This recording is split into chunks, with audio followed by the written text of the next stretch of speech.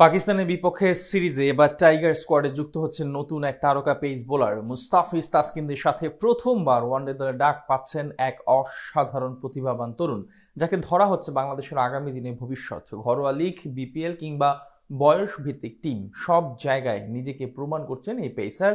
বাংলাদেশ দলে ডাক পেতে যাওয়া নতুন এই তরুণের পরিচয় নিয়ে বিস্তারিত জানবো রিপোর্ট। পাকিস্তানের বিপক্ষে সিরিজ দিয়ে দীর্ঘদিন পর আন্তর্জাতিক ক্রিকেটে ফিরছে বাংলাদেশ দল। এরই মধ্যে ঘোষণা করা হয়েছে স্কোয়াড, যেখানে আছেন মোট 4 জন পেস বোলার। তবে তার সাথে এবার নতুন করে যুক্ত হবেন আরও একজন তরুণ তারকা। তৃতীয় ম্যাচের স্কোয়াডের সুযোগ পেতে যাচ্ছেন এক ফাস্ট বোলার, যিনি কিনা প্রতিপক্ষের জন্য হতে পারেন এক অচেনা ভীতির কারণ। বর্তমানে বাংলাদেশের পেস ইউনিট দুনিয়ার অন্যতম সেরা। যদিও পাকিস্তানের বিপক্ষে ইনজুরির কারণে খেলা হচ্ছে না দলের দুই নিয়মিত সদস্য তানজিম হাসান সাকিব এবং হাসান মাহমুদের, তাই তাদের জায়গায় দীর্ঘদিন পর দলে ফিরেছেন শরীফুল ইসলাম এবং নাহিদ রানা। তাদের সাথে এবার নতুন করে প্রথমবারের মতো ওয়ানডে স্কোয়াডে যুক্ত হচ্ছেন রিপন মন্ডল। বল হাতে গত এক বছরে অসাধারণ পারফরমেন্স করে নির্বাচকদের মনে জয় করে নিয়েছেন তিনি, তাই তৃতীয় ম্যাচে স্কোয়াডে ডাক পেতে যাচ্ছেন ডানহাতি ফাস্ট বোলার। গত ইমার্জিং এশিয়া কাপে অসাধারণ করে সবচেয়ে বেশি আলোচনায় আসেন রিপন। ভারত ও পাকিস্তানের বিপক্ষে দুর্দান্ত বোলিং করেন তিনি। বিশেষ করে তার নতুন বলে এক্সট্রা সুইং এবং পুরাতন বলে মানে ডেথ ওভারে ইয়র্কার দেওয়ার সামর্থ্য রয়েছে, যা আলাদাভাবে মর্যাদা এনে দিয়েছে রিপনকে। এছাড়া সবশেষ বিপিএল ও রাজশাহী ওয়ারিয়র্সের হয়ে প্রশংসা করার মতো পারফরমেন্স করেছিলেন তিনি।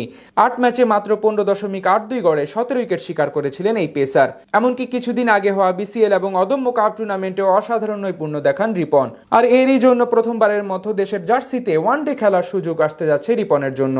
লিস্টে ক্রিকেটে এখন অব্দি 49 ম্যাচে মাত্র 5.37 ইকোনমি রেটে 69 উইকেট শিকার করেছেন এই পেসার। সব ধরনের টি-20 ম্যাচের ক্যারিয়ারে 36 ম্যাচে শিকার করেছেন 59 উইকেট। মূলত বয়স ভিত্তিক পর্যায় থেকে দারুণ প্রতিভার অধিকারী ছিলেন রিপন। 2022 যুব বিশ্বকাপে দলগতভাবে ব্যর্থ হলেও ব্যক্তিগতভাবে উজ্জ্বল ছিলেন তিনি। এছাড়া ডোমেস্টিক ক্রিকেট ও এইচপি টিমের হয়ে দীর্ঘদিন ধরে ধারাবাহিকভাবে পারফরমেন্স করে যাচ্ছেন 23 বছর বয়সী এই পেসার। আর তার কারণে আসন্ন সিরিজের তৃতীয় ম্যাচে অভিষেক হতে পারে রিপন মন্ডলের।